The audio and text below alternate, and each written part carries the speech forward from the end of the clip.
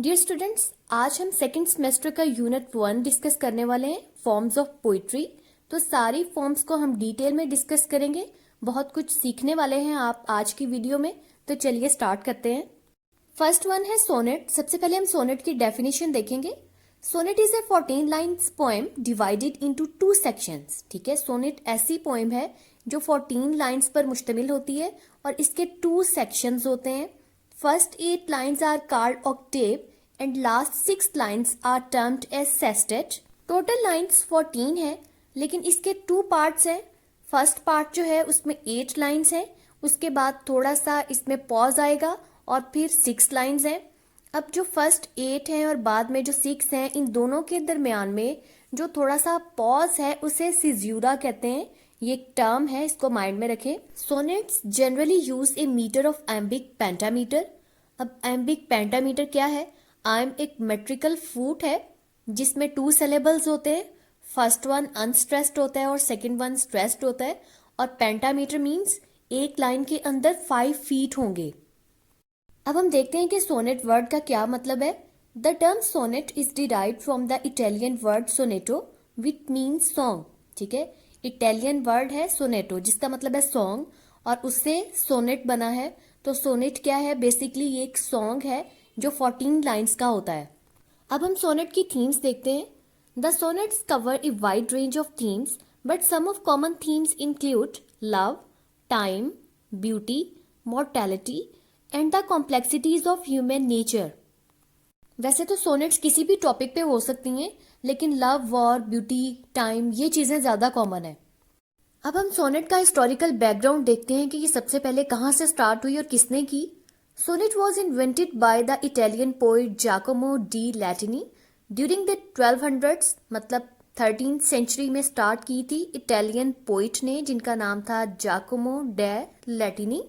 Sonnet को invent इस poet ने किया था, लेकिन इसे पॉपुलराइज पेट्रार्क ने किया था और इसी वजह से पेट्रार्क को फादर ऑफ सोनेट भी कहा जाता है। सोनेट इटली में स्टार्ट हुई, लेकिन इसे इंग्लैंड में कौन लेके आया? तो इंग्लैंड में इसे सर थॉमस वाइट लेके आए, उन्होंने स्टार्ट किया। Sir Thomas Wyatt brought the sonnet to England from Italy. He translated Petrarchan sonnets but he changed the rhyme scheme in order to suit the English language. Sir Thomas white ने Petrarchan sonnets को translate किया English में, लेकिन उन्होंने इसे as it is translate नहीं किया बल्कि उसमें राइमिंग स्कीम में चेंजिंग्स कर दी थी। His first widely circulated poems in English published in the 1557 publication of Tottel's Miscellany. Sir Thomas white और हेनरी होवर्ड दोनों ने मिलकर एक बुक पब्लिश की थी जिसका नाम था टोटेल्स मिसेलेनी, और इस बुक में उन्होंने सोनेट्स और सॉन्ग्स को पब्लिश किया था, बल्कि इसका नाम सॉन्ग्स एंड सोनेट्स भी था और ये 1557 में पब्लिश हुई। इसको पोइट्री की फर्स्ट बुक माना जाता है और इसी से ही इंग्लिश में प्रॉपर तरीके से सोनेट्स का स्टार्ट हो गया। Types of sonnets. अब हम देखते हैं कि सोनेट्स की कौन कौन सी टाइप्स हैं।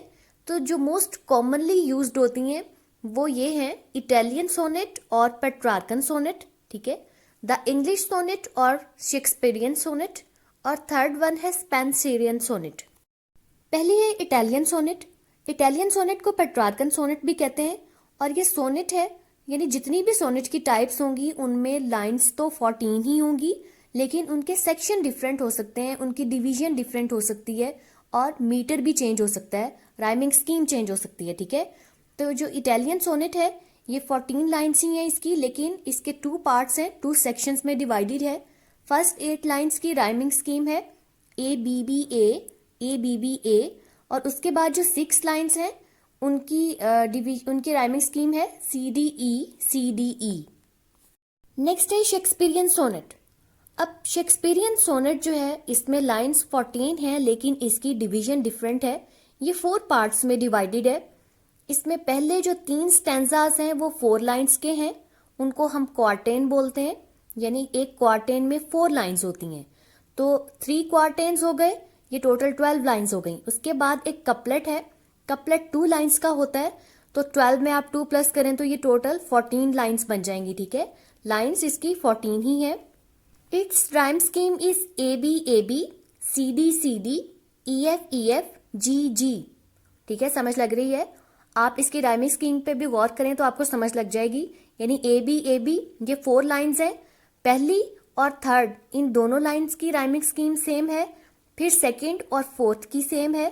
उसके बाद है सी डी यानी नेक्स्ट क्वार्टेन जो होगा, नेक्स्ट क्वार्टेन की भी फर्स्ट और थर्ड लाइन की राइमिंग स्कीम सेम होगी और फिर सेकंड और फोर्थ की सेम होगी। उसके बाद अगला क्वार्टेन भी ऐसे ही है और फिर लास्ट में जो कपलेट आ रहा है, जो 2 लाइंस आ रही हैं, उनकी राइमिंग स्कीम सेम है। नेक्स्ट है Spenserian sonnet. It contains of 3 quatrains followed by a couplet and the rhyme scheme is A B C D और लास्ट में जो कपलेट है उसकी ई। शेक्सपियरियन सोनेट और स्पेंसेरियन सोनेट दोनों का स्ट्रक्चर सेम है, दोनों की डिवीजन सेम है, लेकिन डिफरेंस कहाँ पे है? डिफरेंस इनकी राइमिंग स्कीम में है। ठीक है, शेक्सपियरियन सोनेट की राइमिंग स्कीम हमने देखी है, वो स्पेंसेरियन से डिफरेंट है। शेक्सपियरियन की राइमिंग स्कीम है A B C D E F, उसके बाद G. Next form of poetry है elegy. An elegy is a poem of serious reflection to lament और mourn the loss of someone who died. Elegy एक serious किस्म की poem है जिसमें किसी शख्स की डेथ पर अफसोस किया जाता है, उसकी डेथ पर लेमेंट किया जाता है, दुख किया जाता है। ठीक है, तो सिंपल सी बात है, यहाँ पे डेथ की बात हो रही है, उसके जाने की बात हो रही है, लॉस की बात हो रही है, तो ये पोएम सीरियस होगी। The ancient Greeks used to sing elegeia which refers to a poetic verse of couplets about subjects such as death, loss, love and battle. Elegy कोई न्यू फॉर्म ऑफ पोइट्री नहीं है, बल्कि ये Greek as से चलती आ रही है। Greek as में वो एलेजिया सिंग करते थे। एलेजिया क्या होते थे? 2 लाइन्स होती थी, यानी कपलेट्स होते थे, जो वो डिफरेंट ओकेजन्स पर बोलते थे। और वो ओकेजन्स कौन कौन से थे? यानी किसी की डेथ हो गई है, कोई लॉस हो गया है, या फिर समटाइम्स लव पर भी वो एलेजिया गाते थे, और या फिर बैटल पर। Romans also adopted the same tradition. तो ग्रीक्स के बाद रोमन्स ने भी इसी ट्रेडिशन को फॉलो किया, वो भी एलेजिया सिंग करते थे।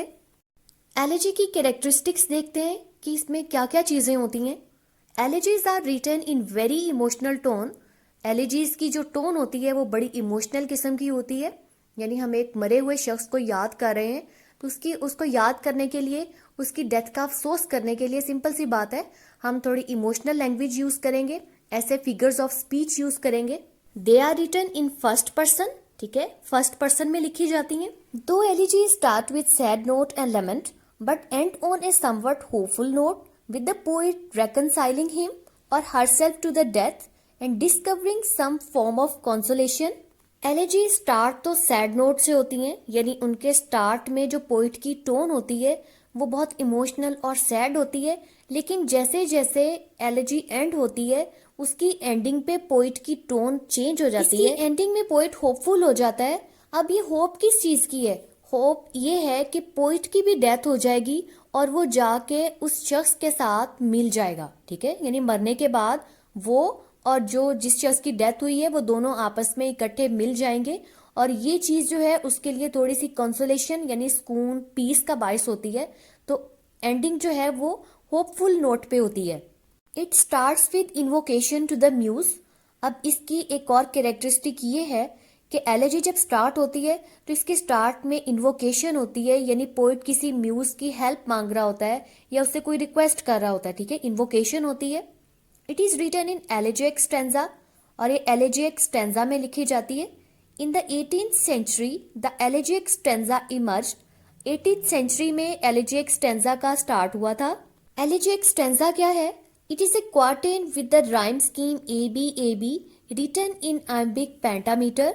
एलिजिक स्टैंजा 4 लाइन्स का होता है जो कि एम्बिक पेंटामीटर में होता है और उसकी राइमिंग स्कीम होती है ए बी। एलिजी की कुछ एग्जाम्पल्स देखते हैं। Elegy written in a country churchyard. ये थॉमस ग्रे की बहुत फेमस एलिजी है जो कि उन्होंने एक और पोइट की डेथ पर लिखी थी और उस पोइट का नाम था रिचर्ड वेस्ट। नेक्स्ट है in the memory of W.B. Yeats, और ये W.H. ऑर्डन ने विलियम बटलर यीट्स के लिए लिखी थी। उसके बाद एक बहुत ही फेमस एलिजी है एडोनाइस, जो कि P.B. शैले ने जॉन कीट्स के लिए लिखी थी। नेक्स्ट फॉर्म ऑफ पोइट्री है ode. An ode is a form of lyric poetry with its origins in ancient Greece. Ode भी कोई न्यू फॉर्म ऑफ पोइट्री नहीं है, बल्कि इसका स्टार्ट भी ग्रीक एज से हुआ था और ये लिरिक पोइट्री की एक टाइप है। Ode is the poem explores a writer's feelings on a particular subject and praising or glorifying an event or individual, describing nature intellectually as well as emotionally. Ode एक ऐसी poem है जिसमें poet अपनी feelings को बताता है और किसी भी चीज के बारे में अपने इमोशंस जाहिर करता है। अब वो चीज जो है वो कोई इंसान भी हो सकता है, कोई बेजान चीज भी हो सकती है, कोई इनएनिमेट ऑब्जेक्ट भी हो सकता है, ठीक है। तो वो उस चीज के बारे में अपनी जो फीलिंग्स हैं उनको बहुत डिटेल से बताएगा, उनको ग्लोरीफाई करेगा, उनकी प्रेज करेगा, ठीक है। अगर आपने जॉन कीट्स की ओड्स पढ़ी हैं तो आपको बहुत अच्छे से समझ आ जाएगी। उसमें कीट्स ने एक उसकी ओड है, odd on a Grecian earn, ठीक है। एक अर्न है जिसको हम सुराही बोलते हैं, उसके ऊपर डिफरेंट ऑब्जेक्ट्स बने हुए हैं। पोइट उसको देख रहा है और उसके ऊपर जो जो ऑब्जेक्ट्स बने हुए हैं उन सब के बारे में बहुत डिटेल में बता रहा है, अपने साथ इमोशंस भी बता रहा है और थोड़ा सा उसको इंटेलेक्चुअली भी डिस्क्राइब कर रहा है, ठीक है। तो ode on a Grecian urn जो कि जॉन कीट्स ने लिखी, वो एक परफेक्ट एग्जाम्पल है। It can be said that ode is a poem that celebrates something, be it a person, a place, a thing, an event, or an idea. It could be a season, a bird, a state of mind, or other simple or trivial object. Ode ऐसी poem है जो किसी भी चीज को celebrate करती है। अब वो चीज एक बहुत ट्रिवियल हो सकती है, बहुत छोटी मामूली हो सकती है, या कोई बहुत बड़ी चीज भी हो सकती है, कोई इंसान हो सकता है, ठीक है। यानी पोइट ने अपनी फीलिंग्स ही बतानी है किसी चीज के बारे में, तो अब वो चीज कुछ भी हो सकती है। ओड की 3 फॉर्म्स हैं या आप इनको टाइप्स भी कह सकते हैं, पिंडारिक, होरेशियन और इर्रेगुलर। फर्स्ट वन है पिंडारिक odds. पिंडारिक odds also called Greek odds follow the form and style of the ancient Greek poet Pindar. These odds were divided into 3 parts. पिंडारिक odds का नाम ग्रीक पोइट पिंडार के नाम पर रखा गया क्योंकि पिंडार ने ही सबसे पहले ये ओड स्टार्ट की। पिंडारिक ओड्स के 3 पार्ट्स होते हैं। फर्स्ट वन है द स्ट्रफी, सेकंड है द एंटीस्ट्रफ और थर्ड है द एपॉड। पिंडारिक ओड्स को कोरस स्टेज पर सिंग किया करता था, तो कोरस स्टेज पर सिंगिंग के साथ साथ कुछ मूवमेंट भी करता था। अब ये मूवमेंट्स क्या थी? पहला पार्ट होता था स्ट्रफी, उसमें कोरस राइट से लेफ्ट की तरफ मूव करता था, एंटीस्ट्रफी यानी बैकवर्ड मूवमेंट, और सेकंड पार्ट में कोरस लेफ्ट से राइट की तरफ आता था, और जो थर्ड पार्ट था एपॉड, इसमें कोरस अपनी जगह पे खड़ा होकर ही सिंग करता था। These poems were meant to be sung at public events, तो पब्लिक इवेंट्स पर ऐसी पोएम्स की सिंगिंग की जाती थी। सेकेंड टाइप है Horatian. The name of this ode was taken from the Latin poet Horace, ठीक है। हॉरेस के नाम पर इस ओड का नाम रखा गया, Horatian ode. Horatian ode is informal, meditative and intimate. Horatian ode informal किस्म की होती थी और उसके अलावा ये थोड़ी सी इसमें थॉटफुल किस्म की चीजें होती थी। They don't follow strict stanza form, और इसमें कोई स्टेंजा फॉर्म भी यूज नहीं होती थी, जिस तरह हमने देखा है कि पिंडारिक ओड में 3 पार्ट्स होते थे, लेकिन होरेशियन ओड में ऐसी कोई स्पेसिफिक डिवीजन नहीं थी। Irregular ode, this type of ode is without any formal rhyme scheme and structure. Irregular ode Horatian ode से थोड़ी बहुत मिलती जुलती है क्योंकि इसमें भी कोई फॉर्मल राइम स्कीम नहीं होती, कोई स्पेसिफिक स्ट्रक्चर नहीं होता।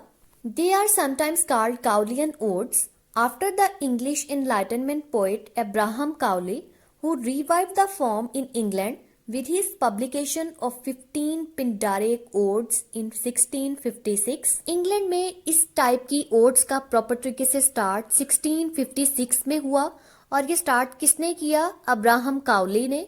इस वजह से इसे काउलियन ओड्स भी कह सकते हैं। Around 1800 William Wordsworth revived Cowley's Pindaric, तो 1800 में विलियम वर्ड्सवर्थ ने दोबारा से काउली की जो ओड्स थी उन्हें रिवाइव किया, दोबारा से लिखनी शुरू की, क्योंकि काउली ने 1656 में लिखी थी, उसके बाद वर्ड्सवर्थ ने इन्हें रिवाइव किया।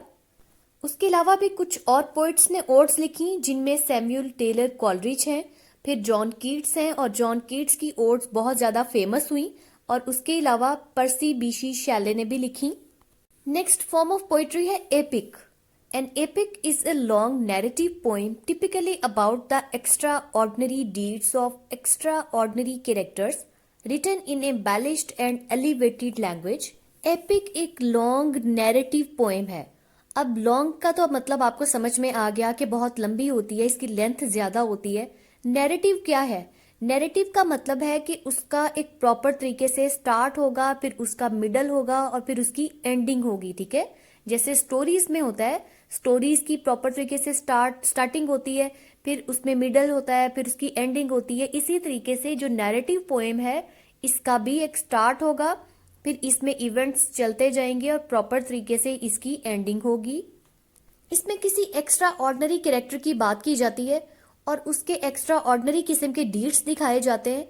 इसकी जो लैंग्वेज होगी वो भी बहुत अच्छी होगी, बहुत आला किस्म की लैंग्वेज होगी, बहुत इम्बेलिश्ड और एलिवेटेड होगी, यानी इसमें बहुत से फिगर्स ऑफ स्पीच होंगे, रिटोरिक होगी। Many ancient writers used epic poetry to tell tales of intense adventures and heroic deeds. Past में पोइट्स एपिक पोइट्री को उस टाइम पे यूज करते थे जब उन्होंने किसी हीरो के एडवेंचर्स को बताना होता था, कोई इंटेंस किस्म की टेल्स होती थी, उसके हीरोइक डीड्स होते थे, तो ऐसी स्टोरीज को बताने के लिए वो एपिक पोइट्री का यूज करते थे। The word epic comes from a Greek word epos which means word, story और poem. Epic word Greek word epos से लिया गया है जिसका मतलब है वर्ड, स्टोरी, पोएम। ठीक है, यानी लफ्ज, कहानी, पोएम। एपिक की कैरेक्टरिस्टिक्स देखते हैं। Invocation to a muse. Epic की सबसे पहली कैरेक्टरिस्टिक क्या है कि इसके स्टार्ट में पोइट इन्वोकेशन करता है, यानी किसी म्यूज से प्रेयर करता है, रिक्वेस्ट करता है कि पोएम लिखने में उसकी हेल्प की जाए। एंशियंट ग्रीक और रोमन एज में एपिक पोइट्री की ये स्पेसिफिक कैरेक्टरिस्टिक थी और इसको बाद में भी फॉलो किया गया। मिल्टन की पैराडाइज लॉस्ट में आपने देखा होगा, उसका जब स्टार्ट होता है तो उसमें भी मिल्टन जो है वो इन्वोकेशन करता है। सेकंड है हीरोइक प्रोटैगोनिस्ट। मतलब ये है कि इसके अंदर जो प्रोटैगोनिस्ट होगा, जो मेन कैरेक्टर होगा, वो कोई आम शख्स नहीं होगा बल्कि उसके अंदर हीरोइक क्वालिटीज होंगी। Grand setting. अब ये एपिक है, एपिक का सब्जेक्ट मैटर, उसकी सेटिंग, उसकी लैंग्वेज, हर चीज ग्रैंड होती है। तो यहाँ पे उसकी सेटिंग भी ग्रैंड होगी, सब्जेक्ट मैटर भी ग्रैंड होगा। उसके अलावा इसमें सुपरनेचुरल एलिमेंट्स भी हो सकते हैं। Grand and Lofty language. इसकी जो लैंग्वेज है उसमें, यानी जो वर्ड्स यूज किए गए हैं वो बहुत ही आला किस्म के वर्ड्स होंगे, वो बहुत अच्छी लैंग्वेज होगी। Begins in medias res. अब मीडियस रेस क्या है?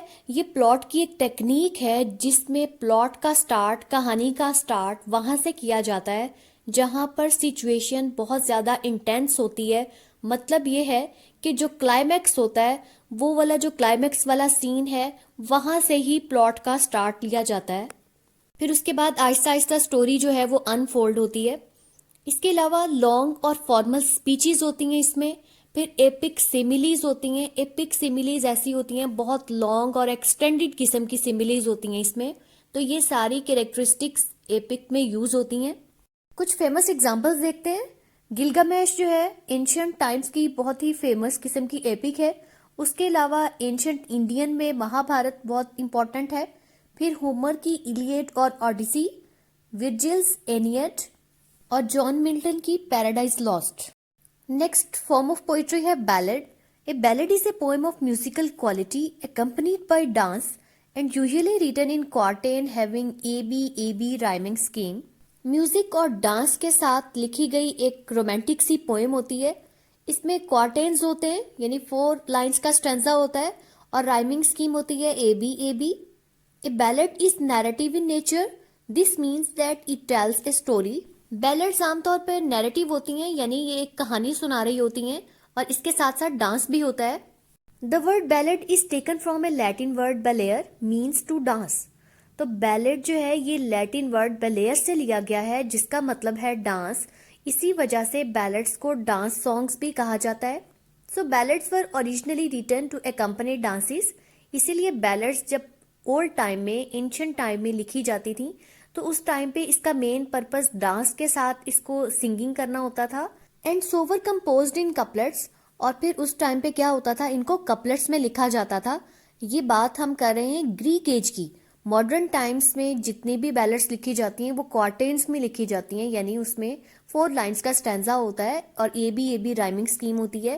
लेकिन पास्ट स्टेज में, यानी एंशिएंट टाइम्स में, कपलेट्स में ये लिखी जाती थी। बैलेड की कुछ कैरेक्टरिस्टिक्स देखते हैं। It is rhythmic in nature, यानी म्यूजिकल क्वालिटी होती है इसमें, क्योंकि ऑब्वियसली इसके साथ डांस करना होता है तो इसके अंदर रिदमिकल और म्यूजिकल क्वालिटीज होंगी। It consist of sufficient length, और चूंकि ये एक नैरेटिव है यानी कहानी बताएगी, स्टोरी होगी इसमें, तो इसी वजह से इसकी लेंथ जो है वो सफिशिएंट होगी, लेंथ कम नहीं होगी। Traditional ballads are written in a meter called common meter which consist of alternating lines of iambic tetrameter means 8 syllables with lines of iambic trimeter means 6 syllables। Ballets के लिए एक स्पेसिफिक मीटर यूज किया जाता है जिसे common metre कहते हैं। इसमें दो टाइप की लाइंस यूज होती हैं। एक लाइन जो है वो टेट्रामीटर की होगी, मींस उसमें 8 सिलेबल्स होंगे, और जो नेक्स्ट लाइन है वो ट्राईमीटर होगी, मींस उसमें 6 सिलेबल्स होंगे। और इसी तरीके से ये 8 सिलेबल्स और फिर 6 सिलेबल्स, ये इस तरीके से ये पैटर्न जो है वो लाइंस में रिपीट होता रहेगा। It contains refrain that means a line और stanza that repeats throughout the poem. Ballads में रेफ्रेन यूज होती है, मतलब ये है कि कोई एक लाइन या एक स्टेंजा बार बार रिपीट होगा, यानी थोड़ी से लाइंस के बाद, थोड़े स्टेंजा के बाद वो एक स्पेसिफिक लाइन जो है या एक स्पेसिफिक स्टेंजा जो है वो रिपीट हो जाएगा। एग्जाम्पल्स देखें, as you came from the holy land by Sir Walter Raleigh, और फिर La Belle Dame sans Merci by John Keats. ये फेमस बैलेड्स हैं। नेक्स्ट फॉर्म है लिरिक। अब लिरिक वर्ड से आप थोड़े कंफ्यूज हो रहे होंगे क्योंकि आपने ये वर्ड पहले भी कुछ टाइप्स में पढ़ा है, तो ये क्या है। अब आपको मैं मेन बता देती हूँ कि पोइट्री की 3 मेजर टाइप्स हैं, नैरेटिव, ड्रामेटिक और लिरिकल। नैरेटिव कौन सी होगी, वो ही जिसमें कहानी बताई जाएगी और वो लॉन्ग होगी, और वो हमने अभी कौन कौन सी पढ़ी हैं। उसमें आपके पास एपिक आ जाएगी और बैलेड आ जाएगी, क्योंकि इन दोनों में हमें कोई ना कोई स्टोरी बताई जाती है और ये काफी ज्यादा लेंथ की होती हैं, ठीक है, तो ये नैरेटिव में आएंगी। ड्रामेटिक में कौन सी आएंगी, ड्रामेटिक मोनोलॉग हो गया, ठीक है, ये ड्रामेटिक टाइप में आ जाएगी। उसके बाद लिरिकल है, लिरिकल में आपके पास ओड्स हैं और उसके अलावा एलेजीज हैं। आपके सिलेबस में जो ये 3 मेजर टाइप्स हैं, इनकी जो सब टाइप्स हैं उनमें से कुछ फॉर्म्स दी गई हैं, इस वजह से आप कंफ्यूज हो रहे हैं। तो आप बेसिकली 3 मेजर टाइप्स को माइंड में रखें, उनके अकॉर्डिंग इनकी डेफिनेशंस देखें तो फिर आपको समझ आ जाएगी। तो अब हम देखते हैं कि लिरिक क्या है। Lyric poetry is one of the major types of poetry. Lyric focuses on presenting the thoughts, feelings and emotions of an individual. Lyric poetry ऐसी पोइट्री होगी जिसमें पोइट अपनी फीलिंग्स की बात करेगा, अपने इमोशंस, अपनी थॉट्स की बात करेगा, ठीक है। जैसे कि हमने अभी पढ़ा था कि ओड में पोइट अपनी फीलिंग्स बताता है किसी ऑब्जेक्ट के लिए, किसी चीज के लिए, किसी शख्स के लिए अपनी फीलिंग्स, अपने इमोशंस बताता है। और इसी तरीके से एलेजी जो है, इसमें भी किसी शख्स की डेथ को लमेंट किया जाता है, तो ये भी किसी चीज के बारे में आपकी फीलिंग्स या आपके इमोशंस का एक्सप्रेशन है, तो इसलिए ये लिरिकल पोइट्री की फॉर्म में आती हैं। The term lyric originates from the Greek word lyre, which is an instrument used by the Grecians to play when reading a poem. अगर हम वर्ड लिरिक की बात करें तो ये ग्रीक वर्ड लेयर से लिया गया है, और ये उनका एक इंस्ट्रूमेंट होता था, और उस टाइम पे इस इंस्ट्रूमेंट को प्ले करते थे जब वो अपनी कोई पोएम पढ़ रहे होते थे। तो अब हम लिरिक की टाइप्स देखते हैं। लिरिक की बहुत सी टाइप्स हैं, जिनमें मोस्ट कॉमन जो है वो ओड हो गई, सोनेट और इसके अलावा एलेजी। लिरिक पोइट्री की कुछ कैरेक्टरिस्टिक्स देख लेते हैं। Lyric verse is frequently but not always told in present tense, ठीक है, ये अक्सर प्रेजेंट टेंस में होती है, लेकिन इसका ये मतलब नहीं है कि इसमें कोई और टेंस यूज नहीं कर सकते। It is often presented from the first person view of the speaker of the poem, यानी ये फर्स्ट पर्सन में लिखी जाती है। अब पोएम का जो भी स्पीकर है, अगर वो पोइट है या पोएम के अंदर कोई एक और वॉइस यूज हो रही है, तो जो भी स्पीकर है वो फर्स्ट पर्सन होगा, ठीक है, पोएम जो है वो फर्स्ट पर्सन में बताई जाएगी। It uses figurative language such as metaphors and similes. Lyrical poetry में फिगरेटिव लैंग्वेज यूज होती है, मतलब इसमें बहुत से फिगर्स ऑफ स्पीच यूज किए जाते हैं। It contains intense descriptions of emotions, experiences and observations. इसमें पोइट की फीलिंग्स, एक्सपीरियंसेस, इमोशंस और ऑब्जर्वेशंस को बहुत डिटेल में बताया जाता है, यानी बहुत इंटेंस किस्म की डिस्क्रिप्शन दी जाती है। It is the expression of strong personal feelings and emotions. Lyric poetry जो है इसका ताल्लुक इंसान की पर्सनल फीलिंग्स और इमोशन से होता है, तो इसमें बहुत स्ट्रॉन्ग किस्म की पर्सनल फीलिंग्स और इमोशंस बताई जाती हैं। इट हैज रिदमिकल क्वालिटी, और उसके अलावा इसके अंदर रिदमिकल क्वालिटी भी होती है, यानी musical quality. Dramatic monologue. Dramatic monologue is a type of poetry written in the form of a speech of an individual character. Dramatic monologue poetry की ऐसी टाइप है, यानी एक ऐसी पोएम है जिसमें एक कैरेक्टर बात कर रहा होता है, यानी पूरी पोएम जो है वो उसकी स्पीच होगी. It is a poem in which N imagined speaker addresses A silent listener. ऐसी पोएम्स में स्पीकर साइलेंट लिसनर के साथ बात कर रहा होता है, यानी उसके माइंड में जो थॉट्स चल रही हैं या जो उसकी फीलिंग्स हैं वो उन्हें एक्सप्रेस कर रहा होता है ताकि उसके रीडर्स या उसके लिसनर्स या उसकी ऑडियंस जो है उसकी बात को समझ सकें. Dramatic monologues are also long speeches given by a single character in a literary work. Monologues can be found in plays, stories and poetry. Monologue जरूरी नहीं है कि सिर्फ पोएम में ही हो, यानी एक पोएम को ही हम ड्रामेटिक मोनोलॉग कहें, बल्कि स्टोरीज में, ड्रामाज में या लिटरेरी वर्क्स में लॉन्ग स्पीचेस यूज होती हैं, यानी कोई एक कैरेक्टर अपनी थॉट्स को एक्सप्रेस कर रहा होता है. जैसे आपने ड्रामास में देखा होगा कि एक शख्स अकेला बैठ के बात कर रहा होता है या समटाइम्स उसके पास कोई एक आधा कैरेक्टर भी होता है, वो अपनी थॉट्स को लाउडली बोल रहा होता है. उसका मेन पर्पस ये होता है कि उसकी ऑडियंस उसकी थॉट्स जान ले, यानी उसकी ऑडियंस को पता चल जाए कि उसके माइंड में क्या चल रहा है. तो ये चीज जो है ये ड्रामेटिक मोनोलॉग है. The word monologue comes from two Greek words. Mono means single and logos means speech. So it is the speech of a single person. Mono का मतलब है सिंगल यानी अकेला और लोगोस कहते हैं स्पीच को. तो इसका क्या मतलब हुआ? इसका मतलब हुआ कि किसी एक शख्स यानी सिंगल शख्स की स्पीच, उसकी बात. इसके एग्जाम्पल्स देखें. Robert Browning's My Last Duchess और T S. Eliot's The Love Song of J. Alfred Prufrock. Last form of poetry है allegory. Allegory is a story with double meaning. It contains a story within a story. अब allegory क्या है? यानी एक ऐसी कहानी है जिसमें दो स्टोरीज चल रही होती हैं, या आप यूं कह लें कि एक स्टोरी के दो मीनिंग्स होते हैं. It has a surface story and another story is hidden underneath. इसका मतलब ये है कि आप एक स्टोरी पढ़ रहे हैं और उस स्टोरी का जो लिटरल मीनिंग आपको समझ में आ रहा है वो सरफेस स्टोरी है. अब आप थोड़ा गौर करें तो आपको लगेगा कि नहीं, इस स्टोरी के अंडरनीथ यानी इसका एक हिडन मीनिंग भी है, और वो मीनिंग आपको थोड़ा सा उस पर गौर करने पर समझ में आया है. तो वो क्या है? वो एलिगरी है. Usually the hidden story of allegories has something to do with politics, religion or morality or complex subjects that are difficult to understand directly. Writers allegories क्यों लिखते हैं?